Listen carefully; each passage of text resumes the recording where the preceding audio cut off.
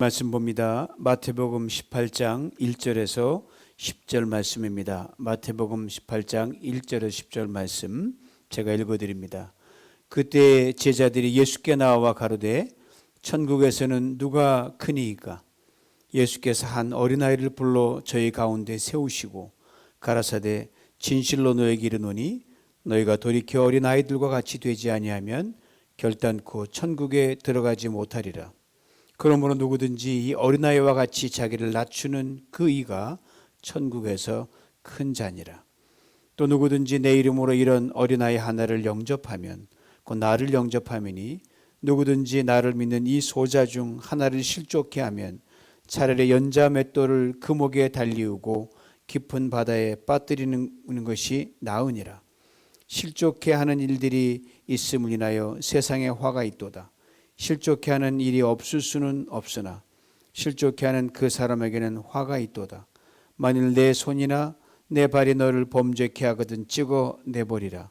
불구자나 절뚝발이로 영생에 들어가는 것이 두 손과 두 발을 가지고 영원한 불에 던지는 것보다 나으니라. 만일 내 눈이 너를 범죄케 하거든 빼어내어 버리라. 한 눈으로 영생에 들어가는 것이 두 눈을 가지고 지옥불에 던지는 것보다 나으니라. 삼가 이 소자 중에 하나도 없인 여기지 말라. 너에게 말하노니 저희 천사들이 하늘에서 하늘에 계신 내 아버지의 얼굴을 항상 배옵느니라. 아멘. 할렐루야, 반갑습니다.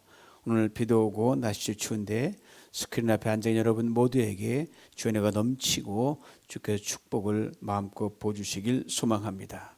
우리 예수님은 이 땅에 계실 때 가르치시고 전도하시고 그리고 병 고치시고 많은 사역을 하셨는데 특별히 예수님의 교육은 때로는 파격적이었습니다. 이를 통해 인생에 대해 다음과 같은 것들을 일깨워 주셨습니다. 인생이 뭐냐? 성취가 아니다 만족이다. 인생이 뭐냐? 소유가 아니다 존재다. 또 인생이 무엇이냐? 성공이 아니라 의미 있게 사는 것이다. 그리고 인생이 무엇이냐? 서로 치고받고 경쟁하는 것이 아니라 서로 더불어 함께 가는 것이다. 오늘 본문도 바로 이와 유사한 파격적인 가르치심을 예수님이 하고 계십니다. 그렇게 예수님의 가르침은 당시 예수님의 제자들은 물론 예수님 앞으로 모인 수많은 군중들, 그 사이에 섞여있던 종교지도자들, 바리새인들과 서기관들과 사두개인들에게는 아마 충격으로 다가왔음에 틀림없습니다. 오늘 본문의 배경은 대충 이렇습니다. 예수님께서 제자들과 가버나움이란 동네에 들어가셨습니다. 그리고 그곳에 있는 어느 집에 들어가 잠시 쉬시는 동안 제자들에게 이렇게 물으셨습니다. 너희들 조금 전 길 오다가 서로 큰 소리로 다투는 것을 내가 들었다. 무슨 일 때문에 다툰 게냐라고 물으셨습니다. 예수님이 다 알고 계신 상태라서 숨길 것이 없다고 제자들은 생각을 했습니다. 무엇 때문에 싸웠는지. 앞을 다투어 예수님께 나왔습니다. 그리고 예수님께 저마다 질문을 던지는데 여러분 기자회견을 한다든지 아니면 강의실에서 학생들이 질문할 때 사람마다 질문이 다르거든요. 그런데 제자들은 똑같은 질문을 서로 앞다투어 예수님께 던졌습니다. 맏형격인 베드로가 먼저 물었고 그들을 위해 요한이 따라 붙고 야고보가 묻고 12제자가 똑같은 질문을 계속 이어갑니다. 그들의 질문이 이거였습니다. 천국에서는 누가 큽니까? 원문엔 천국에서 누가 더 큰 사람입니까? 라고 비교급으로 되어 있습니다. 그러나 사실은 제자들이 각각 자신 하나와 나머지 11명과 비교하는 것이기에 누가 제일 큰 사람입니까? 누가 최고입니까? 이것을 묻고 있는 겁니다. 12,000명도 아니고 12명 중에 최고라고 하니까 예수님 답답하셨을 거예요. 제자들이 왜 똑같은 질문을 가지고 한 사람씩 예수님께 나왔는지 다소 이해는 할 수 있을 것 같아요. 왜냐하면 저들은 모두 자신들이 이 질문을 하면 혹 예수님께서 그래 베드로 네가 제일 크지. 그래 안드레 네가 최고야. 이런 소리를 듣기를 기대했기 때문입니다. 제자들 질문대로라면 저들은 필경 천국에서 1등, 2등, 3등 서열로 쫙 나눠서 12등까지 아마 라인업 하리라고 그들은 생각했던 것 같아요. 여러분도 천국에 가면 등수가 있다고 그렇게 생각하십니까? 혹 천국에 가면 신분이 높고 낮음이 있다고 여러분 그렇게 생각하십니까? 이 제자들처럼 말입니다. 수년 전 저는 어떤 분이 그런 소리를 하는 것 좀 들어봤어요. 제가 잘 알고 저를 많이 도와줬던 신실한 집사님께서 안타깝게도 젊은 나이에 천국을 가시게 됐습니다. 이제 홀로 남겨진 부인을 위로한다는 그런 뜻에서 이분이 이렇게 말을 하더라고요. 우리 남편 된 아무하게 집사님 지금 천국에서 영의정 자리에 앉아 계실 것입니다. 이분의 말을 빌리자면 천국에 가니까 영의정도 있고 좌의정도 있고 대통령, 국무총리, 동사무소 서기로부터 그다음에 청소부동 이 땅에서 신분과 서열이 그대로 있을까요? 성경의 상급에 대한 그런 이야기가 성경에 적혀 있습니다. 그리고 고린도전서 15장 41절에는 해의 영광이 다르고 달의 영광이 다르며 별의 영광도 다른데 별과 별의 영광이 다르다는 그러한 말씀도 있습니다. 상급이라든지 영광에 관한 말씀이 천국에 서열이 있다는 것을 의미하지는 않습니다. 천국에 서열이 있다면 아마 굉장한 시기와 열등감도 저는 존재할 수밖에 없다고 생각합니다. 그러면 천국은 더 이상 이 세상과 다를 바가 없는 곳이 되고 말 것입니다. 그러기에 오래전 한 시인의 다음의 고백은 우리 모두가 귀담아 들어야 할 것입니다. 시편 84편 10절 말씀입니다. 주의 성전에서 보내는 하루가 다른 곳에서 첫날을 지내는 것보다 낫습니다. 그러면 내가 악인들의 집에 사는 것보다 내 하나님의 집에 문지기로 있는 것이 더 좋습니다. 내 하나님의 집, 성전, 문지기로 있는 게 좋다. 물론 땅의 성전이나 하나님의 집을 말합니다. 이걸 좀 더 확대하면요, 천국에 대한 비유적인 해석으로 우리 볼 수 있습니다. 그러면 올라가서도 천국의 문지기로만 있어도 나는 만족합니다 라고 하는 이 시인의 겸손한 고백, 얼마나 귀한지 모릅니다. 천국 겸손한 자가 가는 곳이고 겸손한 자가 있다가 누리는 곳입니다. 또한 장차로 갈 천국, 우리가 어떤 자격이 있다든지 어떤 공로가 있어서 들어가는 곳이 결코 아닙니다. 그런데 제자들은 천국을 떠나 낮고 천한 인간 세상에 오신 예수님 앞에서 천국에서 누가 더 크냐를 가려달라고 주님께 묻고 있는 겁니다. 제자들의 이 극도 이기적인 질문에 예수님께서 한 어린아이를 불러내셨습니다. 그리고 빙 둘러선 제자들 한가운데에 아이를 세워놓으셨습니다. 제자들은 지금 큰 자가 되고 싶어합니다. 강한 자가 되기를 기대하고 있습니다. 최고가 되고자 합니다. 그런데 바로 이런 제자들 한가운데 한 어린아이를 예수님이 불러다가 세워놓으신 거예요. 당시 어린이는요, 수에도 치지 않았습니다. 있으나 마나한 존재였어요. 별 볼 일 없는 존재였어요. 이것은 복음서의 어떤 몇 군데에서 이 제자들의 태도에 대해서도 당시에 어린아이가 어떤 취급받았는지 우리는 분명하게 알 수가 있습니다. 왜냐하면 종종 사람들이 어린아이를 예수님께 데려와서 안수를 받고 축복을 받기를 원했는데 그때마다 제자들이 꾸짖고 야단쳐서 내쫓으려고 했거든요. 시끄럽다고, 어린아이가 뭘 안다고. 그런데 예수님께서 바로 이 어린아이를 저들의 중심의 한 가운데 세워놓으신 거예요. 오늘 부분에 나와 있지 않지만 충분히 생각할 수 있는 것이 하나 있습니다. 어린아이를 제자들 가운데 세우시고 분명 얼마간의 침묵이 있었다는 거예요. 우리 예수님은 말씀하시면서 잠시 포즈를 두시고 제자들이 생각할 시간을 가져야 되니까요. 그리고 이 얼마간의 침묵이 지난 후에 그 스쳐가는 그 시간 또 제 아들이 막 여러 가지 생각을 했을 거예요. 갑자기 왜 아이를 불러내신 것이지? 왜 우리 가운데 아무것도 아닌 아이를 세우신 것인가? 왜 아이를 세워서 우리를 귀찮게 하시는 것인가? 이런저런 생각을 아마 했을 거예요. 이런 와중에 예수님께서 입을 열어 말씀하십니다. 예수님의 말씀은 두 가지로 압축이 됩니다. 바로 존재의 문제와 행함의 문제 둘을 지금 가르치고 계십니다. 첫째로 존재란 뭐냐? 누가 천국에 들어가고 누가 천국을 진실되게 참으로 누릴 수 있느냐는 걸 주님이 말씀하십니다. 천국에 들어가고 천국을 누릴 수 있는 사람의 됨됨이를 주님이 말씀하시는데 바로 3절에 이렇게 분명하게 주님이 가르치셨습니다. 너희가 돌이켜 어린아이도 같이 되지 아니하면 결단코 천국에 들어가지 못하리라. 예수님의 말씀은 분명 제자들에게 충격이었으며 틀림없었을 것입니다. 힘 있는 자가 되기를 원하는 제자들에게 천국은 힘 없는 어린아이가 들어갈 수 있다고 말씀하셨기 때문입니다. 큰 자가 되기를 원하는 제자들에게 주님은 작은 어린아이가 들어가는 곳 천국이라고 말씀하고 계셨기 때문입니다. 높은 자가 되기를 원하는 제자들에게 천국은 하찮고 별 볼 일 없고 무시당하는 어린아이가 들어갈 수 있다고 말씀하고 계시기 때문입니다.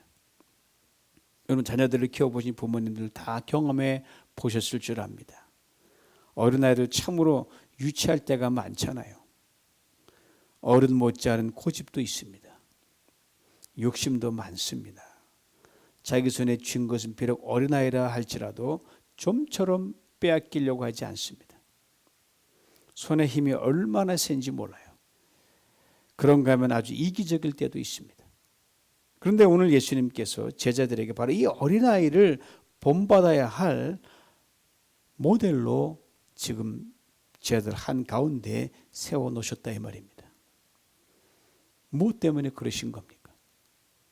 오늘 본문 4절이 바로 그것에 대해 이렇게 말씀해 줍니다.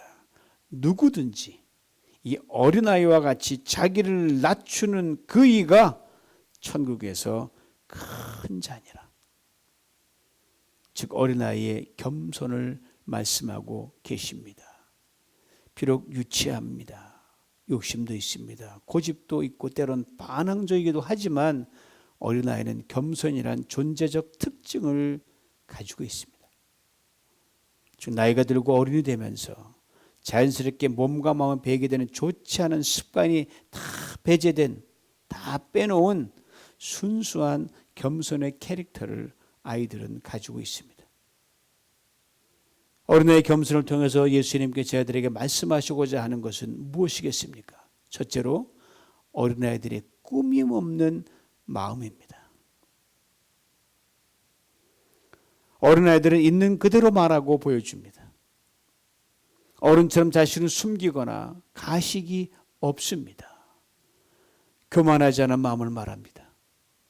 아프면 아파요. 배고프면 배고파요. 힘들면 힘들어요. 못하면 못하겠어요. 싫으면 싫어요. 솔직하게 다 표현합니다. 이에 비해 사실 우리 어른들은 얼마나 자기 모습을 감추려고 합니까? 그러다 보니 본의 아니게 거짓말도 하게 됩니다. 남의 기죽지 않으려고 허풍을 떨기도 합니다. 그러다 보니 분수에 지나친 행동과 삶을 살아갈 때도 있습니다. 둘째로 어린아이들의 단순한 믿음입니다. Simple faith이에요. 아이들은 생각이 복잡하지 않습니다. 때문에 이것저것 머리 굴리면서 재지 않습니다. 또 미래에 대해 지나친 염려나 걱정도 없습니다.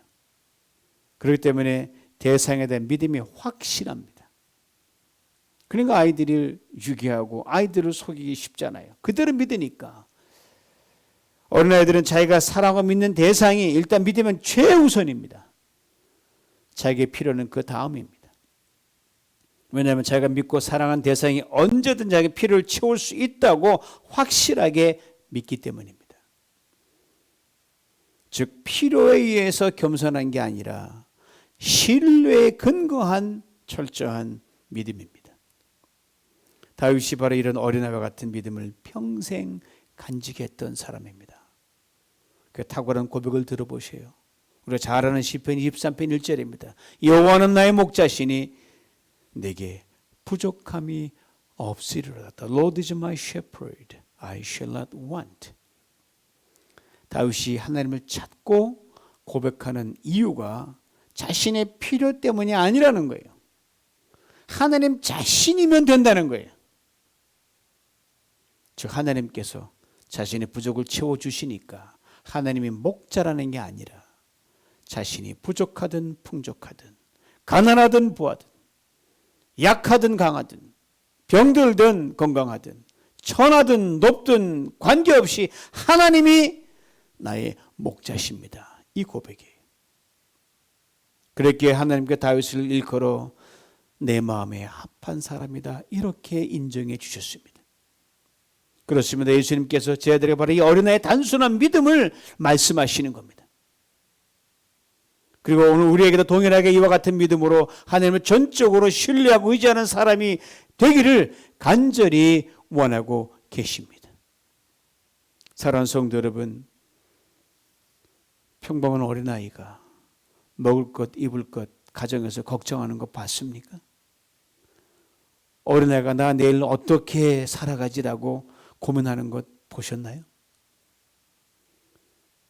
보기 힘듭니다. 왜냐하면 저들에게는 사랑하는 부모님이 있다는 그 사실 하나만으로도 충분하고 그들을 믿기 때문입니다. 부모님이 메꿔줄 수 있기 때문에. 셋째로 다른 하나는 바로 어린아이의 시적인 마음입니다. 여러분 생텍쥐베리의 유명한 소설 어린 왕자를 아실 겁니다. 그 속에 작품의 주인공인 나에게 어린 왕자가 다음과 같이 말을 합니다. 별들이 아름다운 건 보이지 않는 한 송이 꽃 때문이야. 사막은 아름답구나. 사막이 아름다운 이유는 사막 어딘가에 샘을 숨기고 있기 때문이지. 집이나 별이나 사막이나 그들을 아름답게 하고 있는 것은 눈에 보이지 않는 거야. 그렇습니다. 어린 왕자처럼 어린이의 눈으로는 어른들이 볼 수 없는 별나라의 꽃을 볼 수 있습니다. 사막에 감춘 샘물도 볼 수 있고요. 교만한 사람의 눈에는 가려워진 온갖 아름다운 것을 다 볼 수가 있습니다. 오래전 제가 초등학교 5학년 때 아주 오래전에 일로 기억이 됩니다. 제 큰형님께서 강원도 소양강댐 건설 현장에 계실 때 제 방학 기간을 이용해서 그래서 얼마간 지낸 적이 있습니다. 그때 지금 동부 버지니아에 살고 있는 조카가 아마 서너 살가량 된 아주 어린아이였어요. 사람 인적이 드물었기 때문에 그저 집안 식구들, 그 다음에 거기 방학에 다 내려갔던 그 당시 삼촌이죠. 그 때문에 사람이 그리워서 저를 무척 좋아하고 따라다녔습니다. 그래서 저는 조카를 데리고 들로 산으로 다 다니면서 구경시켜주고 가지도 잡고 그랬어요. 근데 녀석이 눈이 굉장히 컸고 눈이 커다란 눈으로 저를 쳐다보면서 얼마나 많은 질문을 하는지 몰라요. 일로 가면 이 질문 나오고 절로 가면 저 질문 나오고. 그리고 새로운 것을 볼 때마다 얼마나 신기해하고 감탄했는지 제게 마치 별나라에서 온 어린 왕자 같았습니다. 여러분 이런 어린아이의 눈으로 모든 상황 속에서 하나님을 찬양하며 감사하며 그래 기뻐하고 계십니까? 그 사람이 볼 수 없는 보통 사람이 볼 수 없는 신비한 황홀경에 늘 발견하고 계십니까? 자그마한 것 속에도 하나님의 손길을 느끼며 감동하면서 천국을 경험하고 그렇게 살아가고 계시는지요? 하지만 안타깝게도 오늘 본문의 제자들은 자신들의 탐욕에 꽉 잡혀 있습니다. 그래서 천국을 한낱 세상의 물리적 크기로만 보고 서로 누가 크냐고 지금 다투었습니다. 그리고 예수님 앞에서들은 그 천박한 욕망의 다툼을 멈추지 않고 그대로 속내를 드러냈습니다. 저들의 생각과 마음에는 사실 예수님이 말씀하시는 천국은 전혀 존재하지 않았습니다. 천국에 대해서는 제자들과 예수님의 그 서로 다른 꿈을 동상이몽을 하고 있었어요. 여러분과 제 마음과 생각 속에 품고 있는 천국이 정말 예수님이 말씀하시는 그런 천국인지를 이 시간 진지하게 생각해 볼 수 있기를 원합니다. 그리고 주님의 말씀을 우리 다시 한번 우리가 들려준 음성으로 들으실 수 있기를 원합니다. 누구든지 어린아이와 같이 자기를 낮추는 그이가 천국에서 큰 자니라. 심플한 말씀이지만 평생을 두고 해도 헤아리기 힘든 그러한 의미가 담겨 있습니다. 예수님이 이 말씀을 하신 후에 제자들이 친히 이 땅에서 마땅해야 할 행함에 대해 말씀해 주셨습니다. 오늘 보면 5절입니다. 누구든지 내 이름으로 이런 어린아이 하나를 영접하면 곧 나를 영접하는 것이다. 무슨 말씀입니까? 어린아이 같은 여러분과 저 우리 얼마나 유치합니까? 그대로 받으셔서 하나님의 사랑을 입게 하셨고 천국 백성이 되게 하셨잖아요.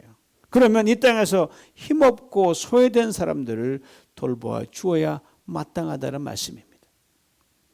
가난하고 핍박받고 연약한 사람들을 보듬어 주어야 한다는 말씀입니다. 이 말씀에서 우리가 주목해야 될 한 단어가 있습니다. 바로 하나라는 단어입니다. 여러분 세상을 다 두루두루 살펴보십시오. 가난하고 핍박받고 연약한 사람들 바다의 모래알처럼 많습니다. 이렇게 많은 사람들을 우리가 어떻게 돌볼 수 있습니까? 우리 연약함, 우리가 가진 능력과 한계를 잘 아신 주님께서 하나라고 구체적으로 한계를 정해 주셨습니다. 그렇습니다. 어린아이 하나, 힘없고 소외된 연약한 사람 하나는 극진히 섬기고 돌볼 수 있다는 말씀입니다. 우리가 실패하는 원인은 많은 걸 하려고 하기 때문입니다. 욕심이 지나치기 때문입니다.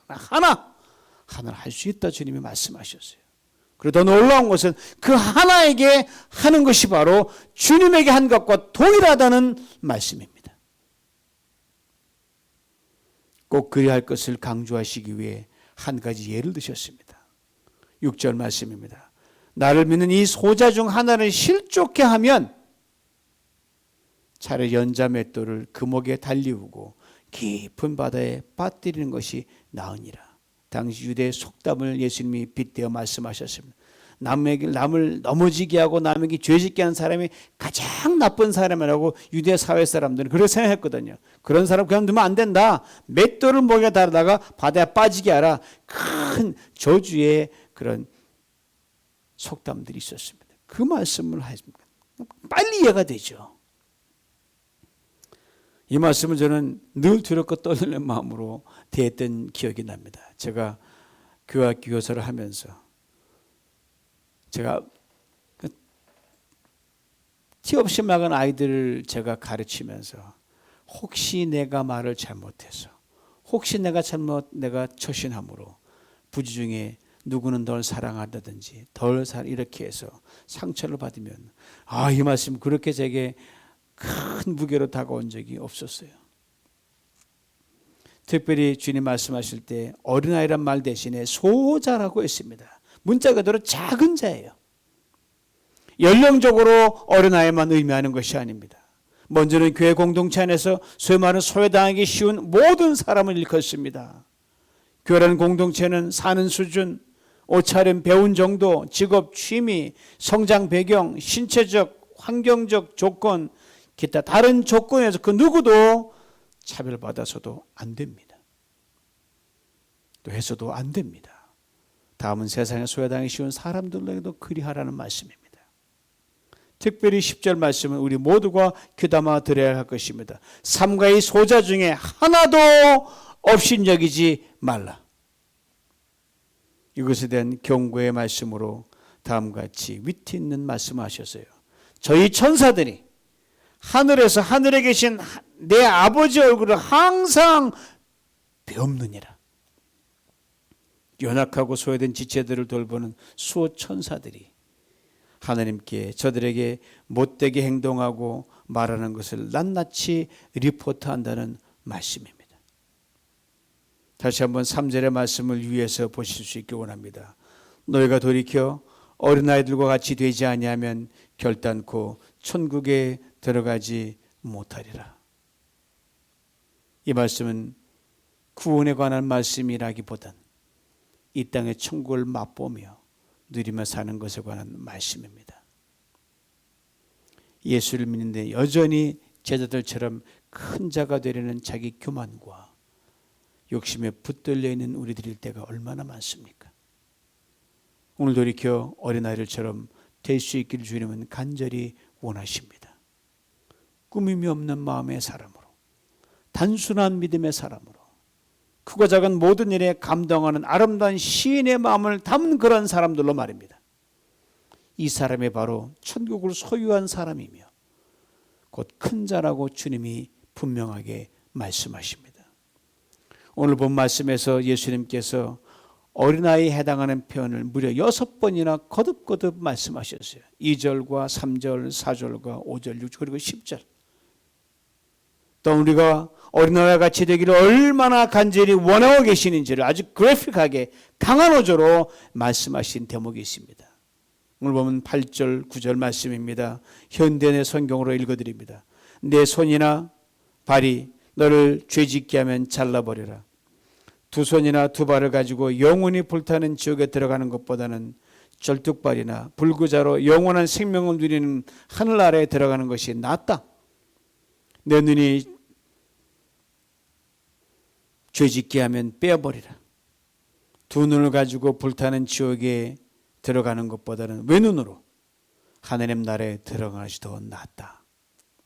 문자적인 표현으로 보면 복음서 내용 중에서 이처럼 강한 경고의 말씀은 없을 겁니다. 예수님의 강조법이 때때로 이처럼 강한 것은요, 우리로 하여금 성도답게 그리스도인답게 즉 어린아이 같은 신앙인이 반드시 되어야 함을 일깨워 주기 위함이십니다. 어린아이와 같은 신앙인이 되는데 방해된 요소를 과감히 뒤돌아보자마자 끌어내라는 말씀입니다. 왜요? 그리 되지 못하면 우린 세상의 빛과 소금이 되기는커녕 거칠은 돌이 되어 소자로 대변되는 많은 사람들을 넘어지게 하는 악한 영향을 끼칠 수밖에 없기 때문입니다. 그러다면 눈이 있어도 보지 못합니다. 귀가 있어도 듣지 못합니다. 손과 발, 몸이 해야 할 선한 영향을 전혀 끼치지 못하게 됩니다. 그런 삶 자체가 여러분 지옥이에요. 그러다면 나로 끝나는 것이 아닙니다. 누룩처럼 그 향이 반드시 번져나갑니다. 그러기에 주님께 다시 이렇게 결론적으로 말씀하십니다. 이 말씀 우리 각자에게 들려주시는 주님의 음성으로 들을 수 있기를 원합니다. 삼가 이 소자 중에 하나도 없이 여기지 말라. 너에게 말하노니 저희 천사들이 하늘에서 하늘에 계신 내 아버지 얼굴을 항상 배움느니라. 바로 이 결론의 말씀에 여러분 기도 응답이 들어있다는 것 놓치면 안 됩니다. 이 결론의 말씀에 축복이 들어있다는 것도 기억할 수 있기를 원합니다. 즉 주변을 돌아보아 소자 하나에게 딱 한 사람에게 지극정성을 다 쏟을 때 그 소자의 천사가 우리의 그 헌신 사랑 수고를 하나도 남김없이 하나님께 직통으로 보고하여 하나님은 그에 반드시 상응하는 응답과 축복으로 반드시 갚으시기 때문입니다. 다시 겸손으로 띠를 띄우고 어린아이가 되십시다. 주님께서 우리의 어린아이 같은 모습과 향함을 보시고 하늘로부터 크신 은혜와 복을 풍성히 내려주시는 복된 사순절 하루하루 한 주 한 주 되시길 주님의 이름으로 간절히 축원합니다. 함께 기도합니다. 지금 팬데믹 위기를 지나면서 좀 우리는 어린아이의 모습으로 다듬고 있는 주님의 손길을 우리 느끼지 않는지요.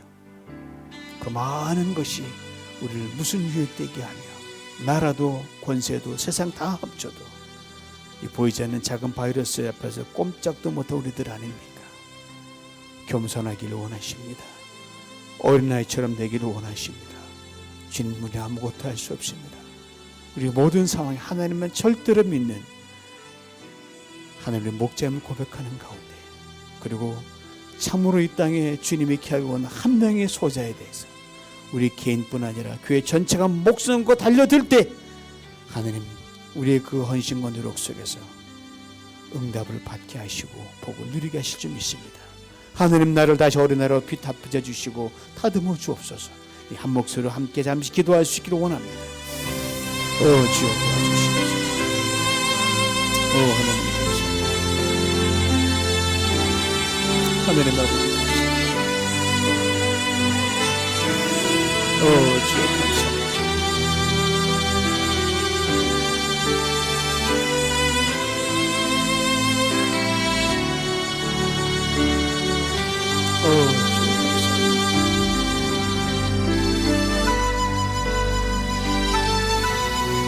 주님 도와주시고 오늘 같이 될 수 있습니다. 주님, 마음의 아픔과 되게 주시옵소서. 우리는 욕심을 따라갑니다. 손을 따라갑니다. 그렇게 하시고 소생하게 주시옵소서. 그렇게 주님을 주시옵소서. 하나님, 내가